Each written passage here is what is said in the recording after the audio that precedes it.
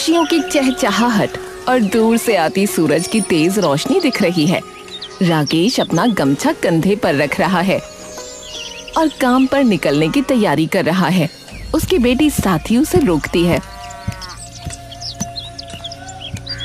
पिताजी, आज आप ढाबे पर मत जाइए ना।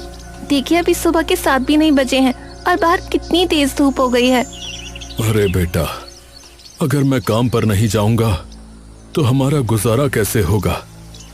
बैसाख की गर्मी है, ये तो ऐसे ही तपेगी। पर पिताजी, उस ढाबे की भट्टी के सामने आपको कितनी तकलीफ होती है। माँ होती तो वो भी आपको आज इस चिलचिलाती धूप में बाहर नहीं जाने देती। तुम्हारी माँ को गुजरे 5 साल हो गए साथी। अब उसकी यादें ही मेरी ताकत है।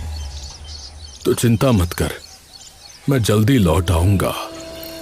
राकेश अपनी पुरानी साइकिल बिजली की ओर बढ़ जाता है। साथी उसे दरवाजे से उदास नजरों से देख रही है। राकेश बड़ी सी कढ़ाई में सब्जी चला रहा है। भीषण गर्मी और भट्टी की आंच से उसका चेहरा लाल हो चुका है।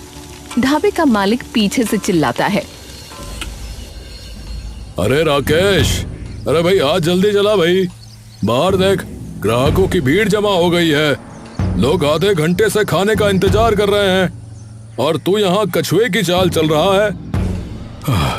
जी मालिक, बस 2 मिनट, गर्मी बहुत ज्यादा है, हाथ रुक रहे हैं। अरे गर्मी सबको लग रही है, बहाने मत बना, जल्दी कर वरना दिहाड़ी काट लूंगा। ग्राहक चिल्ला रहे हैं, उन्हें खाना पहुंचा। राकेश जल्दी जल्दी भारी कढ़ाई उठाने की कोशिश करता है। अचानक उसे चक्कर आने लगता है। सब कुछ धुंधला दिखने लगता है। वो अपनी आंखों को जोर से बंद करता है और फिर से काम करने की कोशिश करता है। नहीं, मुझे रुकना नहीं है।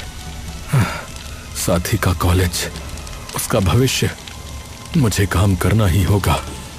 अचानक राकेश के हाथ से करछी छूट जाती है और वो अपना सर पकड़कर वहीं भट्टी के पास जमीन पर गिर पड़ता है। अरे ये क्या हुआ है? अरे राकेश उठ, अरे ओ राकेश। लेकिन राकेश की आंखों में अब कोई हलचल नहीं। साथ ही एक स्ट्रेचर के पास रुकती है। डॉक्टर बाहर निकल रहे हैं।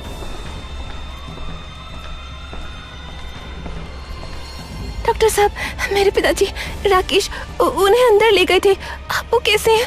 मैं उनसे मिल सकती हूँ?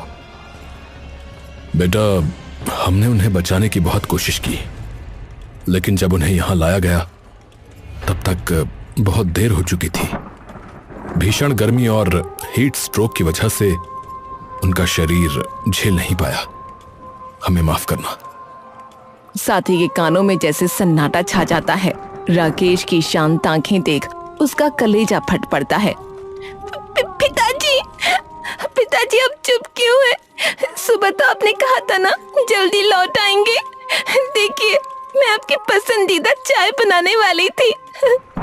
उठिए ना पिताजी, आपके बिना इस दुनिया में मेरा और है कौन?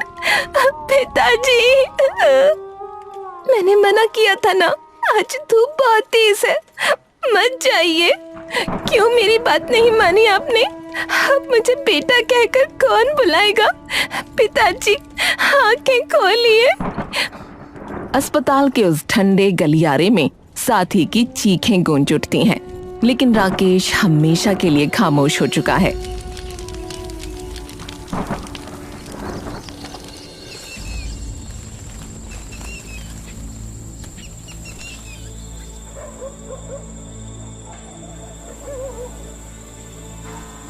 शुरुआत में पड़ोस के लोग आते जाते दिखते हैं, लेकिन धीरे धीरे सब साथ छोड़ देते हैं। साथी खिड़की से बाहर देख रही है। पिताजी को गए 1 महीना बीत गया। शुरू में तो सब हाल पूछने आते थे, पर अब तो घर में राशन का दाना भी खत्म होने को आया है। कोई किसी का नहीं होता इस दुनिया में। साथी की नजर घर के बाहर खड़ी अपने पिता की पुरानी साइकिल पर पड़ती है, जो अब धूल से ढकी हुई है। उसे देखकर साथी की आंखों में चमक आ जाती है। नहीं, मैं हार नहीं मानूंगी। पिताजी ने मुझे खाना बनाना सिखाया है। मैं घर पर बैठकर भूखी नहीं मरूंगी। मैं इसी साइकिल को अपनी ताकत बनाऊंगी। पिताजी की मेहनत बेकार नहीं जाने दूंगी। साथ ही अपने पिता के पुराने बक्से से कुछ बचे हुए पैसे निकालती है। वो साइकिल को साफ करती है और बाजार से कुछ सामान लेकर आती है।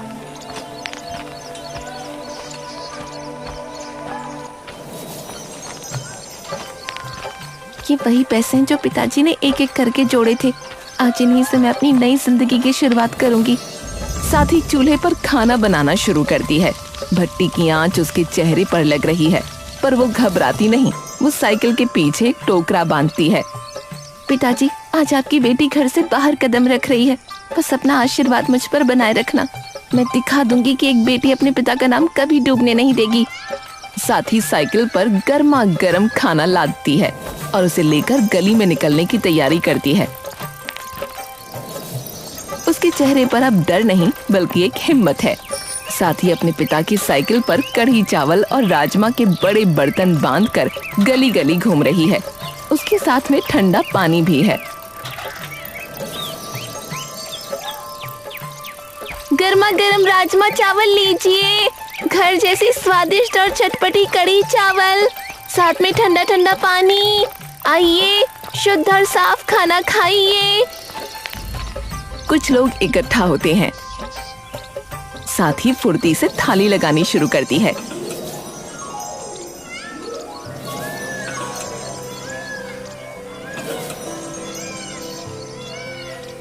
अरे बेटी, तुम अकेले ये सब कर रही हो?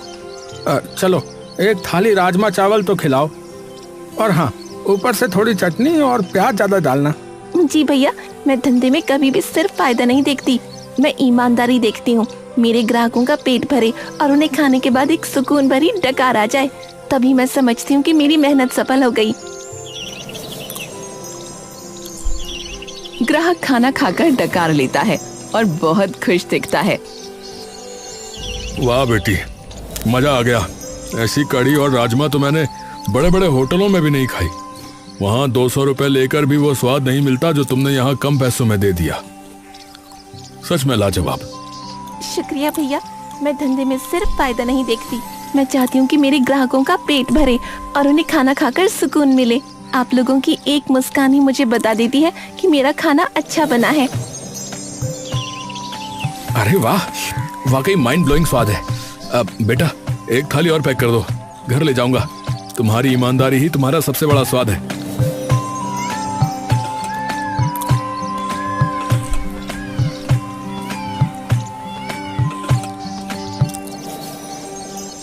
साथ ही कि आज की सारी 30 थालियां बिक जाती हैं। वो अपनी खाली साइकिल लेकर खुशी खुशी घर की ओर मुड़ती है। रात का समय है। साथ ही एक छोटी सी लाइट जलाकर थकने के बावजूद बड़े बड़े बर्तनों में राजमा भिगो रही है।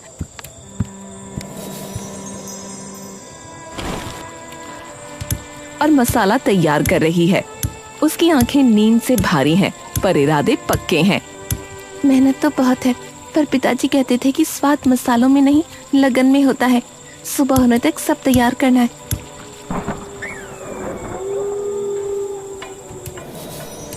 अगली सुबह जैसे ही सूरज सर पर आता है, साथ ही अपनी साइकिल पर बड़े बड़े पतीले बांधकर निकल पड़ती है। तभी उसे पता चलता है कि गांव में सावन महोत्सव का मेला लगा है। अरे, आज तो गांव में सावन का मेला है। मेला है तो मेरी बिजली भी तो खास दिखनी चाहिए। रुक, आज तेरा भी गेटअप बदल देती हूँ।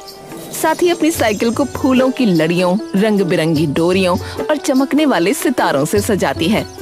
अब लग रही है मेरी बिजली एकदम फर्स्ट क्लास, नजर न लगे तुझे किसी की।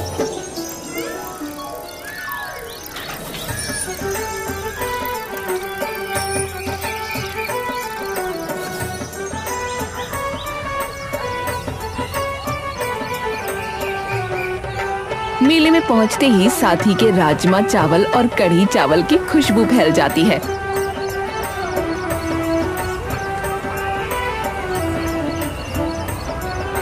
खाने वालों की लंबी कतार लग जाती है। ये आपकी थाली और ये आपकी, आराम से खाइए, सबको मिलेगा। भीड़ में कुछ युवक अपने मोबाइल निकाल लेते हैं और साथी का वीडियो बनाने लगते हैं। अरे दोस्तों देखो, यह है हमारे गांव की कढ़ी चावल वाली सुपर गर्ल। कितनी मेहनत कर रही है।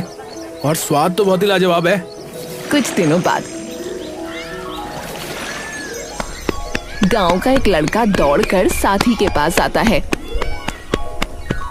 साथी दीदी, आप तो पूरे सोशल मीडिया पर छा गई हैं। देखिए, आपके वीडियो पर लाइक और कमेंट्स की बाढ़ आ गई है।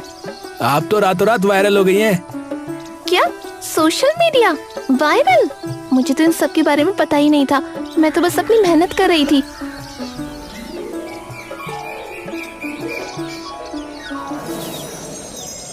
साथी की साइकिल के चारों ओर भीड़ लगी है। लोग दूर दूर से गाड़ी लेकर उसके कढ़ी चावल खाने आए हैं। गांव के कुछ बुजुर्ग और लोग उसकी तारीफ कर रहे हैं। उसकी कमाई और शोहरत दोनों बढ़ रही है।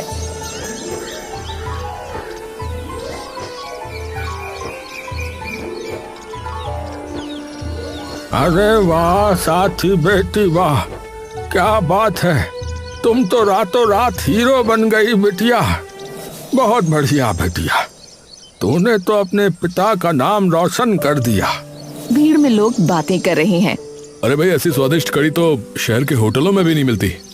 साथी मुस्कुराकर सबको खाना परोस रही है। दुकानदार खाली बैठे हैं क्योंकि उनके सारे ग्राहक साथी के पास चले गए हैं। ये कल की छोकरी हमारे धंधे पर लात मारने निकली है।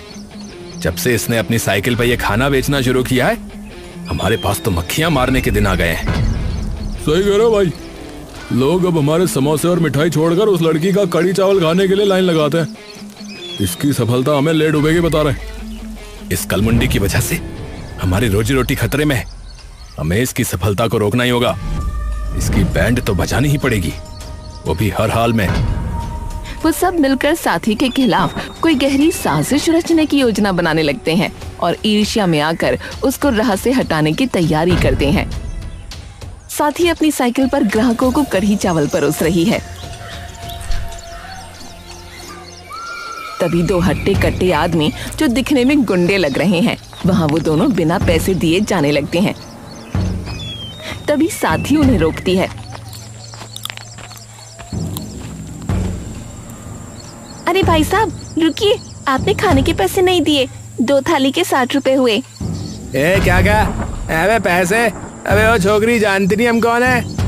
इस इलाके में खड़े होकर धंधा करना तो हमें खिलाना पड़ेगा। देखिए भाई साहब, मैं यहाँ मेहनत करके कमा रही हूँ। मैंने ईमानदारी से आपको खाना खिलाया है, तो पैसे तो आपको देने ही होंगे। ज्यादा जुबान मत लड़ा, समझिएगा। बात उड़ रही है ना सोशल मीडिया पे। ये जो अपनी साइकिल लेकर हर गली में घूमती है ना, इसे आज ही बंद कर दे। अगर कल से तू यहाँ दिखी तो ये साइकिल और तू दोनों सलामत नहीं रहोगे। पर मैंने आपको क्या बिगाड़ा है? तूने हमारी रोजी रोटी पे लात मारी, समझी? गांव में अब कोई भी दुकान छोड़कर तेरे पीछे नहीं आएगा। ये आखिरी चेतावनी है। अपना ये बोरिया बिस्तर समेट और घर बैठ जा, वरना अंजाम बहुत बुरा होगा। वो दोनों साथी को धमका कर वहां से चले जाते हैं।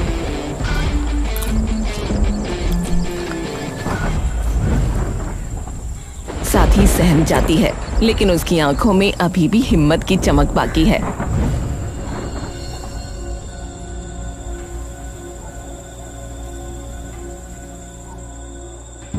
अंधेरे में वही 2 गुंडे दबे पांव साथी के घर के बाहर पहुंचते हैं, जहां उसकी साइकिल बिजली खड़ी है। उनके हाथों में लोहे की रॉड और लाठियां हैं। ये रही इसकी साइकिल। इसी के दम पे ये बड़ी बिजनेस वुमन बनती फिर रही है ना। आज जब ये पहिए नहीं घूमेंगे तो देखते हैं कल ये कढ़ी चावल कहाँ बेचने जाएगी। यहाँ अबे हवा में बेचेगी और क्या। दे ताली, चल भाई चल, शुरू हो जा। वो दोनों बेरहमी से साइकिल पर बार बार वार करना शुरू करते हैं और पूरी साइकिल को तहस नहस कर देते हैं। काम खत्म करके वो अंधेरे में भाग जाते हैं।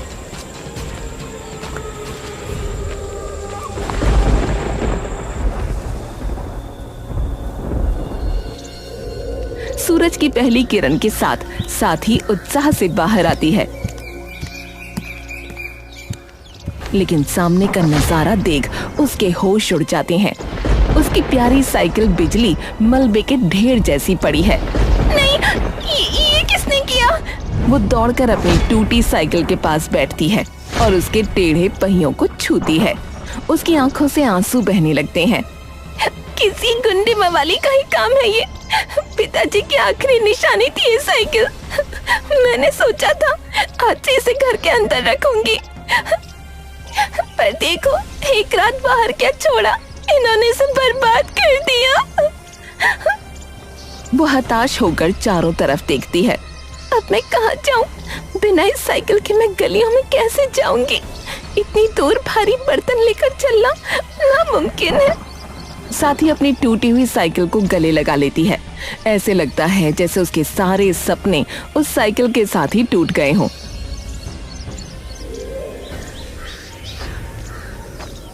साथ ही अब अपने सर पर कढ़ी चावल का छोटा सा बर्तन और हाथ में पानी की बोतलें लेकर पैदल गलियों में घूम रही है।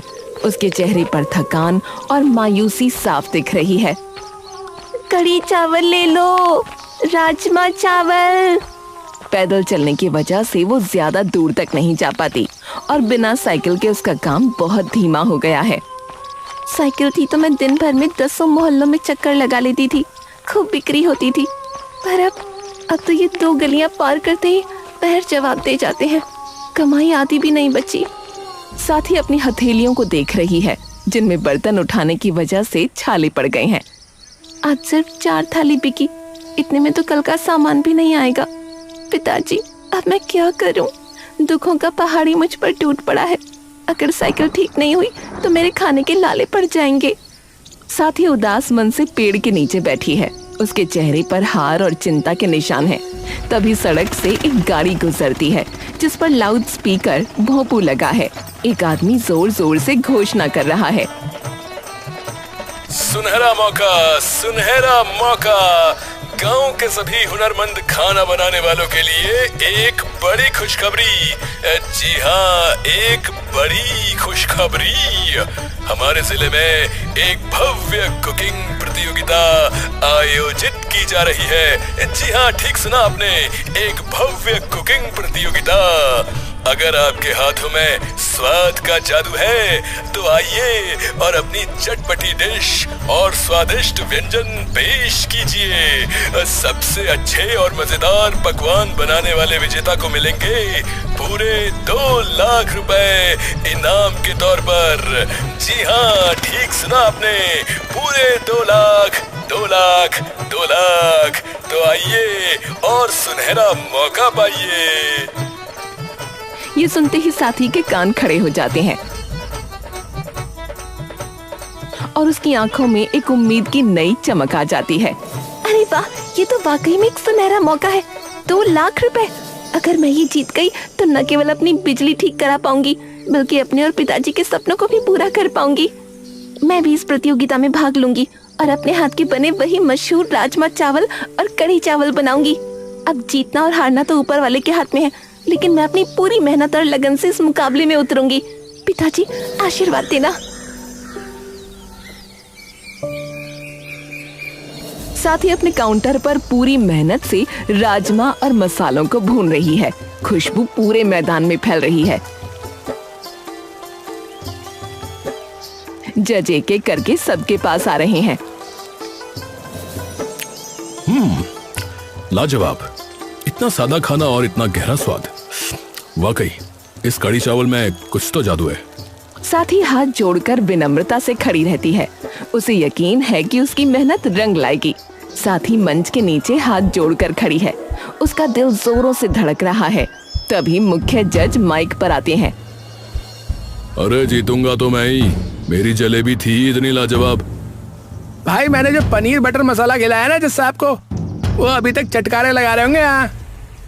आज इस प्रतियोगिता में बहुत से स्वादिष्ट पकवान बने, लेकिन एक डिश ऐसी थी जिसमें सिर्फ मसालों का नहीं बल्कि मेहनत और ईमानदारी का स्वाद भी था। तो आज के विजेता हैं साथी और उनके लाजवाब राजमा चावल। धत्ते तेरे की है, आज फिर इसने बाजी मार ली। साथी की आंखों में खुशी के आंसू आ जाते हैं। वो मंच पर जाती है और उसे पूरे 2 लाख रुपए का चेक और ट्रॉफी दी जाती है। ये जीत मेरी नहीं, मेरे पिताजी की है, जिन्होंने मुझे सिखाया था कि ईमानदारी से बड़ा कोई धंधा नहीं होता। कुछ महीनों बाद साथ ही सबसे पहले उन पैसों से अपनी टूटी साइकिल बिजली को ठीक करवाती है। अब वो साइकिल बिल्कुल नई नवेली और चमकदार दिख रही है।